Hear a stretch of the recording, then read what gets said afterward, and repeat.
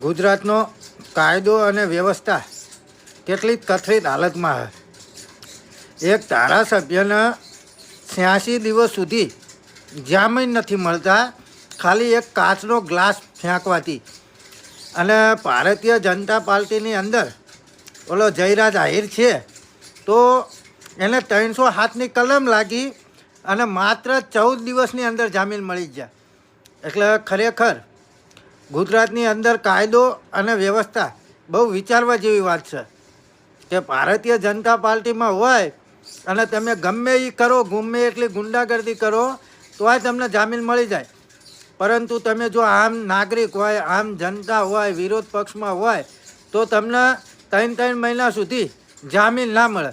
આજે જયરાજના જામીન મંજૂર થઈ ગયા, વિચારવા જેવી વાત કહેવાય કે 307ની કલમ લાગેલી અને એમ છતાં 14મા દિવસે જામીન મળ્યા અને પાછું એને ગોતવામાં 1 મહિનો થયો અને તોય 14 દિવસને જામીન મળી ગયા। તમે વિચાર તો કરો, આ કઈ રીતનો કાયદો છે, આ કઈ રીતની વ્યવસ્થા છે, બહુ વિચારવા જેવી વાત છે મિત્રો।